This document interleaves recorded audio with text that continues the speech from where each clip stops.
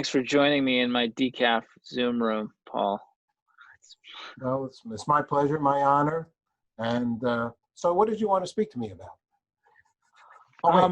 I thought you would tell me about, the meaning of life, why there's so many prolific colors in the world, where I can find the perfect eclair in Manhattan, just basic fundamental questions. So, that was a Nova special actually last night. And the reason why there are so many colors, and since I'm a former Channel 13 guy, PBS, the reason why there's so many colors is because of heat. They call it Kelvin. Because of the heat, Nice. because everything is energy. Life is energy, and light is energy, right? The Einstein-y thing. And so that's why there's color, because more light to something, more color, more so on and so forth. But we're going to talk about... Sorry, I was just going to say, I think I slept through most of second grade. I was right next to the heater, and it was like a cold classroom, so I just napped through most of that. So that's why thank you for that. But you're probably very colorful as a result of this this deduction and this consideration. I think that's borderline racist, but I'll embrace it positively. Well, yes, I never, I never think of racism at all, personally, to a certain degree, because we is all brothers and sisters, and as a result of that, that's it. There's nothing more. We're Homo sapien brothers and sisters. Everything else is segregation. If somebody wants to do it, I'm a John Lennonist, so I don't believe in boundaries and borders. This is my gig. Oh wow! One world. So, what do you think about that? Are we one world? I'm right there with you. The unity of existence. We're on that frequency as well. I think we share that same beautiful luminous space. I feel that with you. And you know what? We're going to talk today about that, in essence, because we're going to talk about feeding people who can't get fed because of governmental concerns and other kinds of things. And which then thusly says we aren't brothers and we aren't sisters, because if we were brothers and sisters, we'd all be taking care of each other, no matter, where they were, what makeup order was created, and what makeup person was running the joint. We would just be all about humanity. Is it? What do you think? No, I firmly agree with that. I think it's important to have a unifying perspective, especially in such a divisive time, in a lot of ways. And I'm 100%. We're exhausted from this decisive, the whole thing. This is exhausting. It's so draining. And so, actually, we're talking, and you're on the board of an organization that does good, and I thank you for that, because you do good means that I'm doing good, since you're my brother, right? And so. The organization, I believe, is homed in San Francisco area, and it has something to do with Moms Against Poverty, I believe, is part of it, and they're helping out people in the San Francisco metro, I guess, area, as well as we're going to talk about Iran, a place that there seems to be a lot of political concern about, and to the point of feeding those that I believe there's. Maybe I don't know much about politics. I can't stand politics, and so I believe that we only a few people could even send them a piece of bread. You tell me. I don't know, but all I know is that's inhumane. Yes, it's quite a sideline country, Iran. Well, because of the vast kind of efforts of Moms Against Poverty, I've thrown a map on the map. MAP is an acronym we use for Moms Against Poverty, right behind me. So I've been a part of MAP for the last 12 years. I do all their digital media. I'm on their board of directors, and we have programs from the US all the way out to, we've collaborated with programs in Japan. And so within the last 12 years, we've impacted over 500,000 families through our various programs of orphan care, health and wellness, education, and hunger relief and basic provisions. In the last 6 months, we've kind of pivoted to, because of the hunger pandemic due to the shutdown, we've really pushed our resources and focus on a lot of the more struggling communities that we work with, and have started enhancing our hunger relief programs. One of the countries that we have been really active is in Iran. We've had an OFAC permit through the Office of Foreign Assets Control to have an NGO arm in Iran, and it's a disaster relief arm that we've had there for 10 years. That's been quite developed over the last 10 years. So our reach during this pandemic out there has been a lot wider than it has in the past, and the organization that our sister organization out there is called NJC, which means Nikaman Jamshid Charity, which is something that's incredibly hard to pronounce for Americans in general. But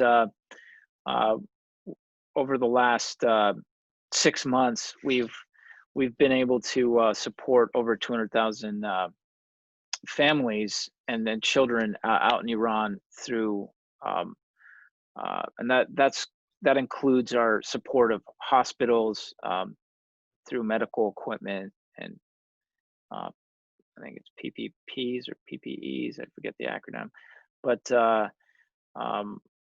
it's highly sad that we are probably one of two organizations in the West that has the ability, that has a viable channel to help Iran. Unfortunately, due to the political climate, although there are mechanisms of humanitarian exemptions in the sanctions, that doesn't offset the fear of banks or European companies or different governments to help Iran in a lot of ways. There's just too much fear of U.S. retaliation, and so that's in the last 2 years essentially like choked off a lot of humanitarian aid to Iran. And I know that Mike Pompeo has said otherwise, but I think he's not aware of like the degree of the fear of the backlash from the U.S. when banks and other companies have tried to help Iran with whether it's medical equipment or humanitarian aid with funds. It's there's too much to lose. The risk profile is too high, so therefore the country has just been struggling a lot more than it normally does with general. And I guess and 25 million have been diagnosed with coronavirus. Yes. Well, the president made that. I think it's been such a dizzying time out there with how hard they've been hit that it's been hard to get very precise figures. But I think more recently they're kind of excavating the numbers a little more meticulously, and it's a lot worse than they had envisioned it was in the beginning. So, and I think it's important for Iran, especially in the last 3 years. It's been because of the radical clampdown of the restrictions prior to the pandemic. The country was already struggling with getting basic fundamental medical supplies and medical equipment. So they were kind of fighting the more advanced mind karate version of the COVID-19 pandemic, as our executive director refers to it as out there. So how does your MAP and the organization behind it, how have they been able to have this long-term relationship to make this work? Well, a lot of it is just the integrity of having a personal relationship with a bank and then them trusting the organization. I mean, a lot of nonprofits who have OFAC permits, they don't have that degree of trust and long-term, relationship with the bank. Because I mean, 100% of banks today, they will just not touch Iran. It's humanitarian aid or not, it's just too much of a risk. Banks have been fined in the last few years, and it's been like over like 20-30 million dollars, and it's like, what's in it for us, to risk that. And we've had a channel for the last 10-11 years since we've had a OFAC license, and so there's an integrity there. Plus, we've consistently, our reporting is so above and beyond that. In fact, about a month ago, the Office of Foreign Assets Control granted tripled our quota for the amount of funds that we can send to Iran per year. And I mean, everything is down to the dollar, scrutinized in terms of reporting and where the funds go, and whether it's building an orphanage or a school or doing some sort of disaster relief project. In this case, there's our hunger relief programs are becoming more developed. So I think it's just kind of comes down to having a relationship with a bank where they're willing to take that risk, which is very rare. I don't understand the bank part, because the bank, you need to transfer the money from the bank. Yeah, so essentially you have a bank, like in our case, we have an NGO alliance, like our sister alliance in Tehran. So the funds have to transfer there. And so that transfer process, most banks would, see that as a huge risk and would not be willing to do that. So that's, and I mean, before it wasn't as, red flaggable as like, in this administration has kind of more profoundly blacklisted Iran in many ways. And unfortunately, it's the people that are suffering. And I mean, we know that, and it's not like we're just saying it. It's like, I speak to the Iran team like every 10 days, and like, we know what's going on the ground there, and it's very underreported here. And just the horrific ramifications of the sanctions are real. And it's unfortunate. Yeah. What, well, this is, it's a happy and a sad commentary all at the same time. I mean, to feed somebody, Yeah. Somebody needing to be fed is sad. How do people get involved with your organization? You have a website, and we have a website. Yeah, momsagainstpoverty.org. There's opportunities to volunteer. We operate on very low overhead. It's less than 10%. In fact, I don't get paid for any of my work with MAP. I'm also one of the philanthropy partners. I raise about, like, through my other businesses, I raise about $90K a year just for Moms Against Poverty projects, so to cover like some of the other costs, the administrative and whatnot. But yeah, there's a lot of ways to get involved, and so reach out through the website if there's anyone interested in helping out. And this is a good guy. This guy has many sides to him. You can act, you can make people laugh. You're just telling people I have multiple personality disorder, Paul. I don't appreciate that. Yeah, no, because as I have, it's a very good thing. It's a great thing, because every one of those, not disorders, those are really orders. Each one we're in order, but many times over, in good ways. Okay. I like that. I like that person. Yeah. I like your appreciation for the creative madness aspects of the human spirit. But yes, I do some acting. I'm a TV and stage actor, and I own a cinematic car wash in San Francisco area, where we do some weird, fun kitten galaxy stuff in the car wash. And yeah, it's I think I feel very privileged that I can be in a position to be serving others. And I think at MAP we strongly feel that we're just a part of a much larger family, and it's our responsibility to help the less fortunate as much as we can. So last question. We're very involved with peace. In fact, you talk Japanese. This is from Yoko Ono. Imagine peace. We do the World Peace Day concerts for the United Nations, or supporting the message of the International Day of Peace. So I've been doing it in Central Park for almost 20 years, and Times Square for the last 6. So this year we're going to have to do the Zoom kind of thing, virtually. I guess we're still waiting to see how much we could do or not could do, and so on and so forth. But I've asked thousands of people for them, what does peace mean to them? What does peace mean to you, my friend?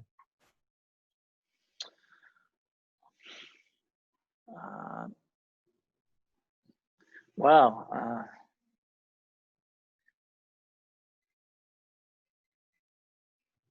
I think for me, peace is a mutual intention for loving kindness, and it's that simple.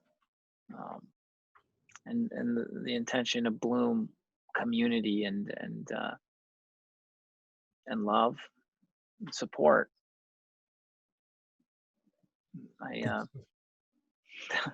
Good stuff. Good stuff. How does somebody say your name? How does someone say your name? Oh, little children call me Backpack because they can't say Bobak. So I let that slide. In fact, whenever I'm, in a regional theater show, the backstage techies I just let them go with Backpack right off the bat, so it doesn't take up so much time where they're struggling. It's like Bobak, Bob's Kebab, Bebak, and but it's Bobak, and the last name is Bakhtiari, which I always wanted to translate it to the English. It means love luck. But love luck. Okay. I thought my dad would murder me if I did that. It's all good. All righty. Well, really an honor to get to speak with you. Congratulations to the organization, and we're here to support you. You're going to also share a video that you put together, I believe, a comedy related. Is that so? Yeah, our first online event was called Hunger Relief Night Live. It was a spoof of Saturday Night Live, and we had some celebrities and some comedic moments. Some musicians joined. We raised over 300K a few months ago for various hunger relief projects throughout the world.